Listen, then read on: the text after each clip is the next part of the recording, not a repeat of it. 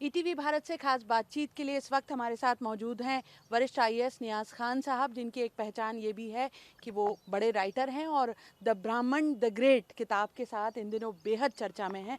नियाज खान साहब, बहुत बहुत स्वागत आपका ईटीवी भारत में बातचीत के लिए। इन दिनों आपका सोशल मीडिया पर एक वीडियो वायरल हो रहा है जिसमें आप कह रहे हैं कि विकास यानी तरक्की हो तो इसका अफसोस मनाना चाहिए, मातम मनाना चाहिए, और उसमें आपने ब्राह्मणों को इनिशिएटिव लेने की बात कही। पूरा क्या मामला है ये?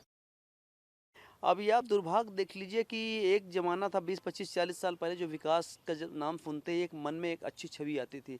जब हमने देखा कि धरती बर्बादी की ओर आ रही है, टेम्परेचर बढ़ गया है, अंटार्कटिका की पूरी बर्फ़ पिघल रही है, शहर के डूबने वाले हैं, टेम्परेचर इतना बढ़ गया कि जीना मुश्किल हो रहा है, जहाँ ये घोषणाएँ हो रही हैं कि मानव सभ्यता समाप्त हो जाएगी।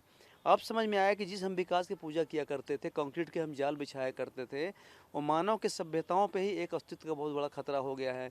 क्योंकि हम जितना डेवलपमेंट करेंगे उतना इस पे मशीनें चलेंगी, डीजल की चीज़ें चलेंगी, ऑटोमोबाइल्स चलेंगे, उसके बड़े-बड़े जहाज उड़ेंगे, इससे सीएफसी गैसेस निकलेंगी जो हमारे पर्यावरण तबाह करते हैं। हम जब डेवलपमेंट करते हैं तो सड़कों बिछानी पड़ती है हमको, टनल बना रहे हैं, पेड़ काट रहे हैं, धरती माँ को ख़त्म कर रहे हैं। तो आप देखिए कि जैसे हम निर्माण करते हैं, पहली हत्या हम धरती कर जो हरी भरी धरती थी हमारी, जो धरती को माँ कहा गया भारतीय हिंदू सनातन धर्म के अंदर, उस माँ पे हम पहला हमला करते हैं, नष्ट करते हैं। उसके बाद वही धरती नहीं, हम परमानेंट डेथ कर देते हैं उसने एरिया का, क्योंकि वहाँ पे कुछ हरा भरा नहीं रहता है, और उस पर जो भी फिर चीज़ें उपयोग करेंगे हम, वो कंटिन्यू पोल्यूशन पैदा करती हैं। तो मैंने वही कहा है कि खासकर मैं अगर 3 महाद्वीपों से हट के केवल इंडिया की बात करूँ, तो हम भी शिकार हो गए इसका। हर तरफ देखिए जाल बिछ रहा है, बड़े-बड़े शहर कन्वर्ट हो रहे हैं, एग्रीकल्चर की ज़मीनें पूरी बर्बाद हो रही हैं, सिकुड़ते जा रहा, पॉपुलेशन बढ़ रहा है, हरी ज़मीन कम हो रही है, और कंक्रीट के जाल होने पे टेम्परेचर बहुत तेज़ी से बढ़ रहा है। और जबकि आप देखें जो सनातन धर्म के जो वेद एक बड़े ग्रंथ हैं जो ज़िंदगी का इंस्पिरेशन रहे हैं, उनके सारे देवता जितने भगवान हैं, सब के सब प्रकृति की रक्षा के लिए भगवान की हरियाली बना के रखेंगे, सूखा नहीं आने देंगे, धरती प्रॉपर बारिश होती रहेगी, सभी जीवों का कल्याण होगा, खुशहाली रहेगी, हरा भरा। आप देख लीजिए पूरे वेद तो इसी धरती को हरा भरा तो करने की बात हो ब्राह्मण रही है। कैसे इनिशिएटिव ले सकता है? देखिए ब्राह्मण, जब हम सनातन की बात करते हैं मतलब ब्राह्मण ब्राह्मण प्रतिनिधि है। सनातन धर्म कंधे पे तो ब्राह्मण ही लेके चला आया है ना, आज तक होता है। आपके जीने में तो सारा संस्कार करता है। आपको मरने के बाद स्वर्ग में तब आप जा पाते हैं जब ब्राह्मण पूरे संस्कार आपके निभाता है, सारी चीज़ें करता है। तो ब्राह्मण तो इसी लोक नहीं परलोक का भी काम आपका करता है। तो जब भी मैं सनातन या हिंद की बात करता हूँ, ब्राह्मण, जब मैं ब्राह्मण बोलता हूँ मतलब नहीं कि मैं गैर हिंदुओं को विरोध कर रहा हूँ। ब्राह्मण बोलने का मतलब सारा हिंदू धर्म, क्योंकि ब्राह्मण, साधु, सन्यासी, आध्यात्मिक गुरु, ये तो सब हिंदू धर्म को रिप्रेजेंट कर रहे हैं ना। इसलिए ब्राह्मण का बोलने का मतलब नहीं है कि मैं बाकी हिंदुओं को ब्राह्मणों से काट रहा हूँ। ब्राह्मण प्रतिनिधि हैं, आध्यात्मिक फील्ड के हैं। चूंकि ब्राह्मण, आप देखिए कि सामाजिक परिवर्तन विचारों से होता है। संसार कुछ नहीं है, विचार से चलता है। मोहम्मद साहब आए, एक विचार आया, मैकियावेली आया, एक विचार आया, महात्मा गांधी आया, एक विचार आया, पूरा संसार देखिए, कॉल मार्क्स आया, एक विचार आया तो है। आप ब्राह्मण के ज़रिए इस विनाश को रोकने का और प्रकृति के करीब जाने का क्या मैसेज दे रहे हैं? देखिए सीधी बात है, जब हम ब्राह्मण, हमारे संत मुनि हैं, कथावाचक हैं, बड़े बड़े बुद्धिजीवी हैं, दार्शनिक ब्राह्मण हैं, इनकी बात सुनते हैं लोग मैडम। यदि कोई कहीं का, आप भी देखिए जहाँ जहाँ कथाएं होती हैं 10-10 20-20 लाख लोग आते हैं, जब ये अपने मुख से बोलते हैं अच्छी बातें, तो अगर ये ब्राह्मण सबको बताएं कि नहीं, जब विकास विकास को, विकास अमृत नहीं रहा है, विकास 40 साल पहले अमृत था, अब विकास जो है विनाश बन चुका है, क्योंकि इसी तरह से हम विकास करते रहेंगे धरती हमारी ख़त्म हो जाएगी, हरियाली ख़त्म हो जाएगी, टेम्परेचर इतना बढ़ जाएगा, धरती का जीना मुश्किल हो जाएगा, पूरी मानव सभ्यता ही समाप्त हो जाएगी।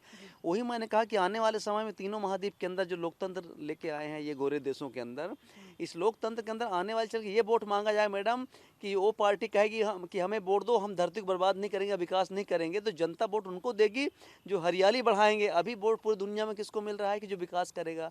वो समय दूर नहीं जब ये मैसेज जाएगी, हम पूरे कार्यकाल में इस धरती को हरा भरा करेंगे, या जो क्षति हो चुकी विकास से हम फिर से हरा करेंगे। तो मुझे लगता, पूरा यकीन है 100 साल बाद, 50 साल बाद सारे वोट पूरे महाद्वीपों के अंदर इस आधार में लेंगे कि धरती कौन कितना हरा भरा करेगा। धरती हरी भरी रहेगी तो सांसें भी लौटेंगी, और सांसों से जुड़ी हुई बात है योग की।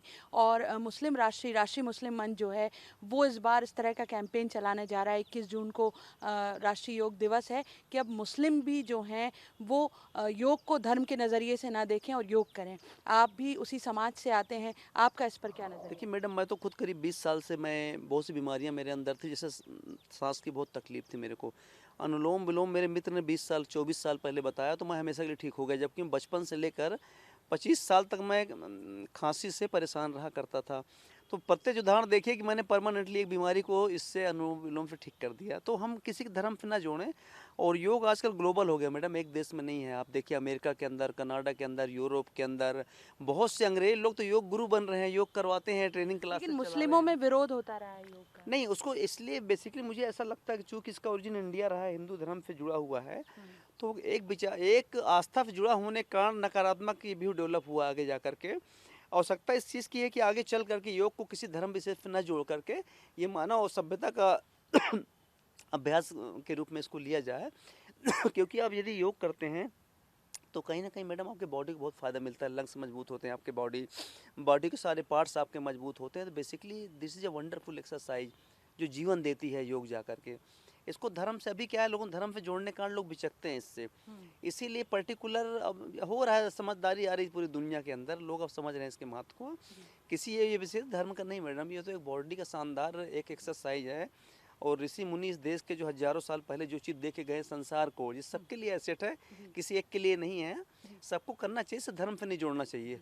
क्योंकि आपकी सनातन पर स्टडी भी है और आप बतौर लेखक भी ब्राह्मणों पर लिख रहे हैं, वेद का अध्ययन किया है आपने, इसलिए आपसे ये सवाल भी मौजूद बनता है कि संघ जो है वो तुलसी के पौधे को भी ब्राह्मणों या हिंदुओं तक संकुचित रखने के खिलाफ है, और वो ये कह रहा है कि ये जन्नत का झाड़ है, मुस्लिमों को भी इसे अपनाना चाहिए। देखिए क्या, एक्चुअली हमने दुनिया को, किसी ने रंगों में बदल डाला है, सबने अपना अपना रंग ले लिया है। किसी ने पेड़ों को बदल डाला है कि कोई पेड़ किसी के लिए पवित्र है, कोई किसी के लिए पशु के लिए। अरे भाई, सब कुदरत की नियामत है। सभी को अल्लाह, ईश्वर, भगवान सबने पैदा किया, सबको बनाया। हर चीज़ जो खूबसूरत पृथ्वी देख रहे हैं मैडम, एक एक पौधा, छोटा से छोटा जीव, बड़ा से बड़ा जीव, सब एक ही कुदरत के क्रिएशन है। सब पवित्र हैं क्योंकि सबको अल्लाह ने ही बनाया कि एक चीज़ को। तो मुसलमानों के घर में भी होना चाहिए जन्नत का देखिए झाड़ उसमें तुलसी। क्या है, मैंने इसका अध्ययन किया तुलसी का। ये बड़ा एंटी वायरल, एंटी बैक्टीरियल और सांसों के लिए एंटी ऑक्सीडेंट, मतलब ये इतना बढ़िया मेडिसिनल प्लांट है। तो हर्बल प्लांट है मैडम ये, इसका मेडिसिनल वैल्यू है। अगर हम इसको पत्ता भी पर डे खाते हैं, मॉस्किटो रिपेलेंट है, बहुत अच्छा है।